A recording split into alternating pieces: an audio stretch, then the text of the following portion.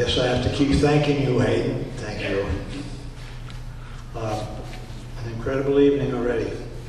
Your opening remarks, I really enjoyed, and I couldn't help but think how effective that would be if they read that at the beginning of each congressional session. It'd be a nice reminder. We also seem to have a psychic link, your piece connected to what I'm going to do tonight. I had a significant emotional event a month ago, right before this reading, and I shared some of it in a very awkward way. And I decided I was going to write about it, and I just finished it about an hour and a half ago, procrastination. But it's called Early September is Special to Me. It does require an introduction. During the Vietnam War, the Marine Corps was engaged in the Quai San Valley campaign.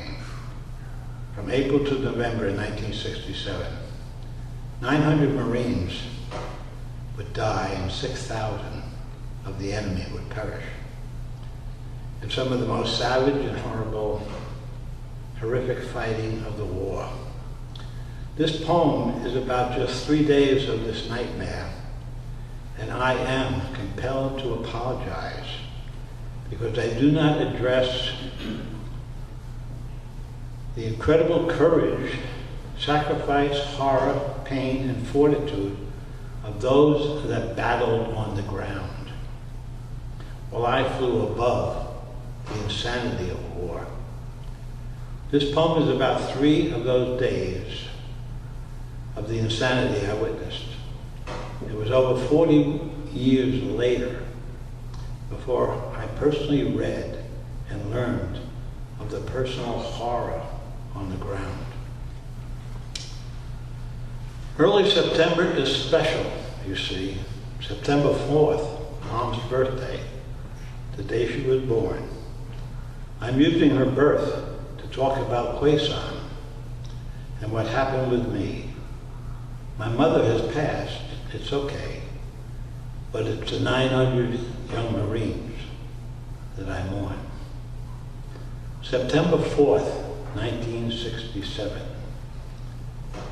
I miss her birthday party that September of 67. I'd love to have gone, but I was working that day, flying gunship missions in Vietnam. Today, September 4th, was also the beginning of Operation Swift. Delta Company 1-5 was overrun by a battalion of NVA they never knew exist. My friend Dave Ross was there at the start, but was soon shot down. But he safely crashed land close to his fellow Marines on the ground. He called in air support and flights of our Huey gunships, and we kept the enemy away. He often exposed himself to fire, to pinpoint targets. He saved many Marines, got the Navy Cross that day. Next, September 5th, 1967. Next day, more of the same. Bloody battles, even hand to hand. It was an NBA regiment, fully equipped and ready to fight. Marines were wounded and dying, determined to make a stand.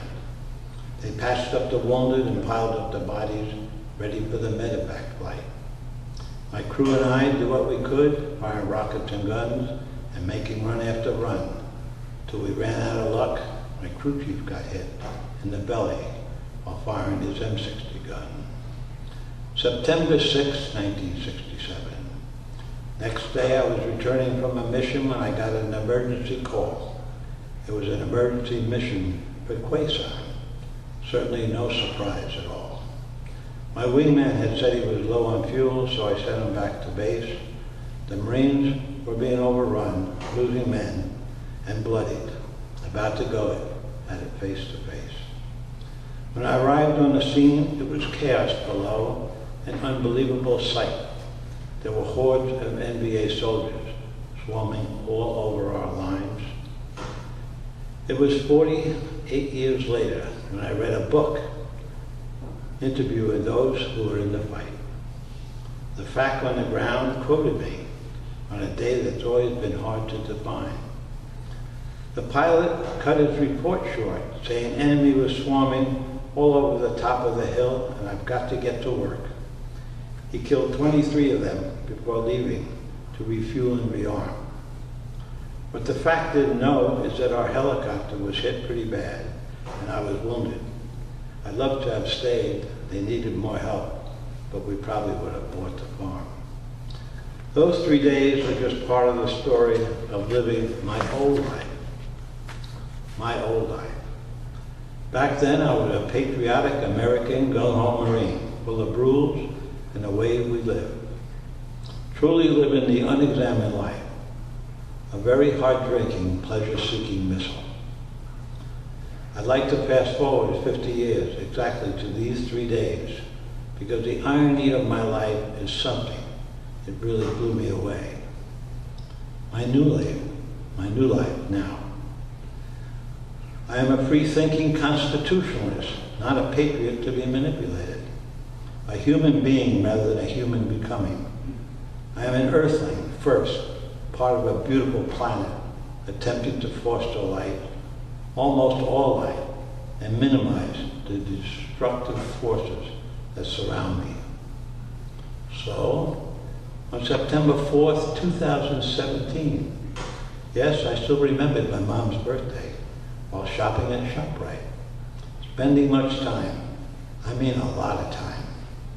I was reading labels, checking ingredients so I don't support any dairy, meat, or seafood products, and thereby take part of a crime.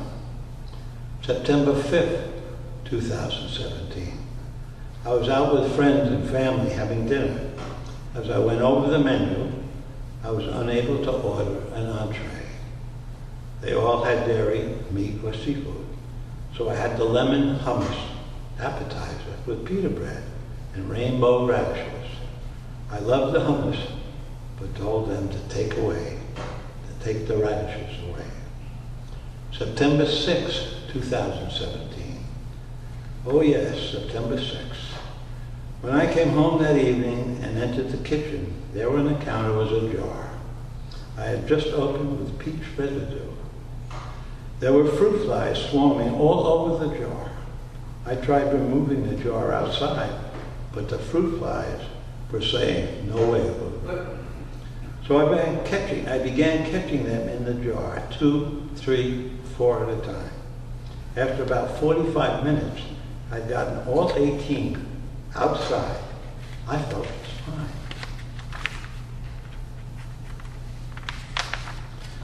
Later that night, I spotted another and got one more.